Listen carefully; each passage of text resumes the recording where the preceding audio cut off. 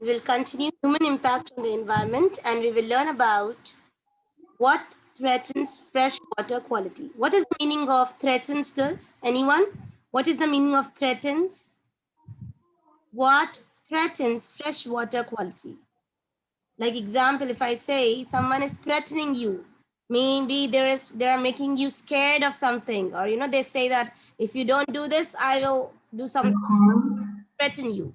We say threaten is like they want to harm you, okay, by bad means. Their intention is not good. They will say, like example, a thief, if you don't give me this, I will kill you. This means he or she you, okay. So like fresh water quality, what are the things which are making day by day, they are harming the fresh water, or they are giving a sign that, come on, because of this we will be destroyed. So what threatens fresh water quality? You know that when we add waste to water, it's harmful to the organisms in the water that are living inside. Am I correct? If you add something to the ocean or to the river or to the lakes, something which is harmful, that is harmful to the organisms also. And that is nothing but water pollution. What occurs? Water pollution occurs. Now we have two type of things in water pollution. Listen to the class very carefully. In water pollution, we have two types of pollution. One is point source pollution, and second is non-point source pollution. Sorry, not solution, pollution. Point source pollution and non-point source pollution. When I say point source, that means it's specific to one point. It is specific from one place, from one side, from one area.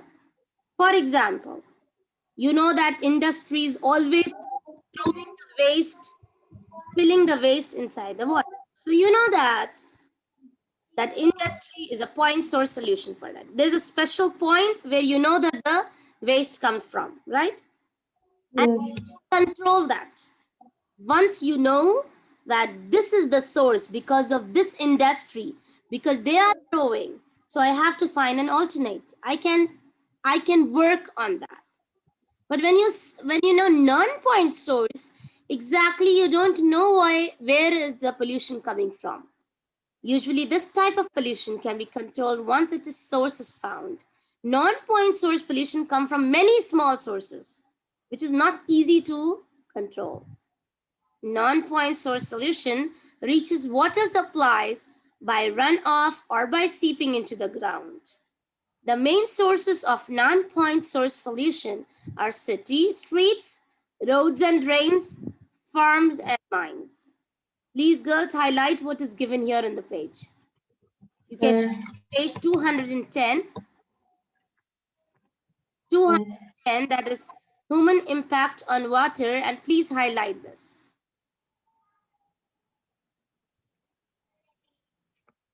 I'm not sure that you are sitting with your books or not.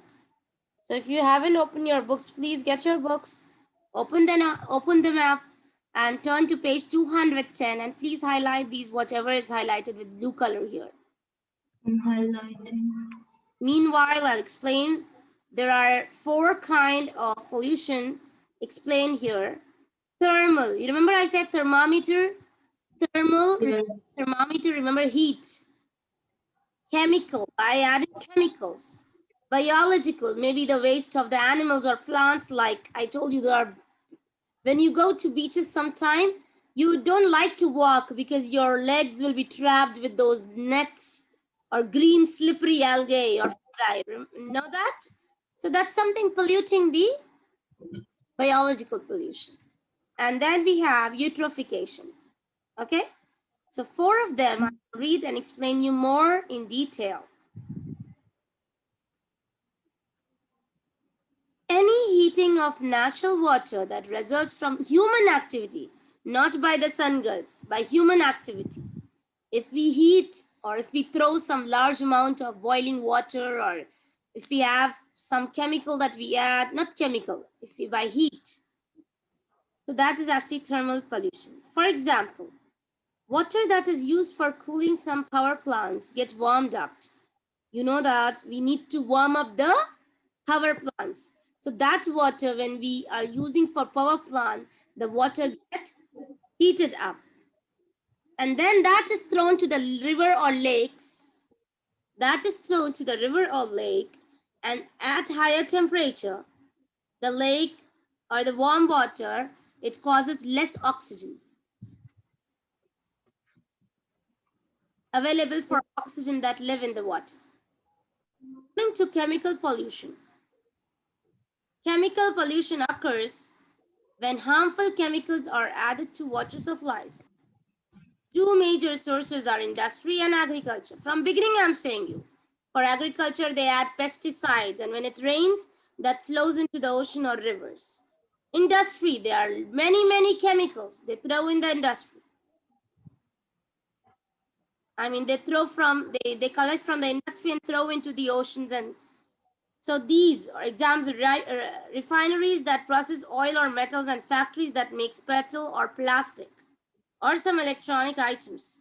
They all produce toxic, that is death. Toxic means something dangerous, which can lead to death. Chemical use in agriculture include pesticides, herbicides, and fertilizers. These pollutants can reach water supplies by seeping into groundwater. It goes into the ground. Again, acid rain. When lot of polluted gases come out from the chimneys of the factories or the houses or the hotels, they go and they mix with the rain coming up. This especially happens in the industrial area. They mixes with the rain, and then this turns to acid rain.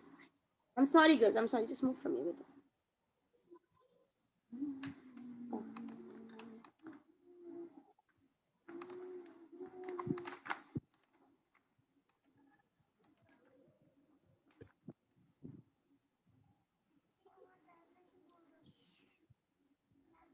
Fresh water often contains. Okay, we have to. Please, can one of you read biological pollution? I will read. Yes, can I? Yes. Okay. Many organisms naturally live in and around water, but they are not normally polluters. Polluters. Which Biological cause pollution? Those are polluters.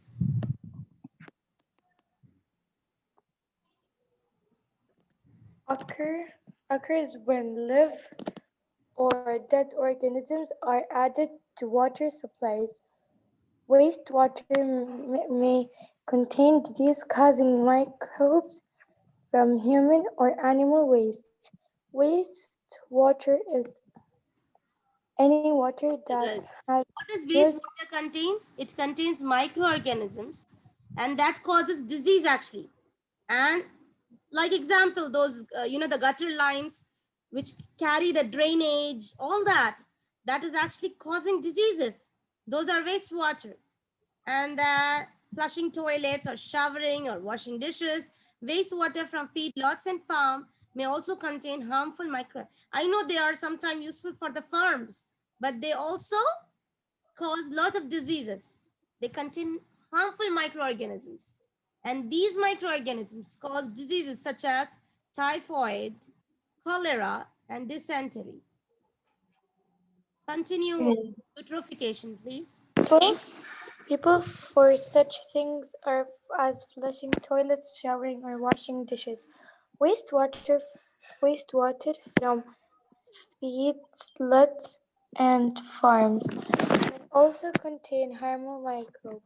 These microbes can cause disease such as Dysentery, dysentery, typhoid, typhoid, or or cholera. cholera. Okay, lastly, we have eutrophication. Yesterday, I have even shown you the video, but again, I wanted to revise today. Fresh water often contains nutrients from decomposing organisms. Any increase in the amount of nutrients in water, if you add more nutrients to the, more powerful nutrients to the water, it's called as eutrophication. It occurs naturally in water because of sometimes plants, artificial eutrophication, and human activity increases nutrient level in water. Wastewater and fertilizers runoff that get into waterways can add extra nutrient. Sometimes the wastewater, like from flush or from, from plants and fertilizers, these add extra nutrients, which upsets, which makes the water more bad. They can, because of this good nutrients, what happened? The plants inside the water grow faster and they cover the land. They become like green water, green blanket. They become like a green blanket. And overgrowth of algae and aquatic plants can reduce oxygen levels and kill fish and other organisms in water. So this is what I had to explain today to you all and highlight these points. Okay. Have a nice day. And thank you so much for working hard and getting better marks. Okay.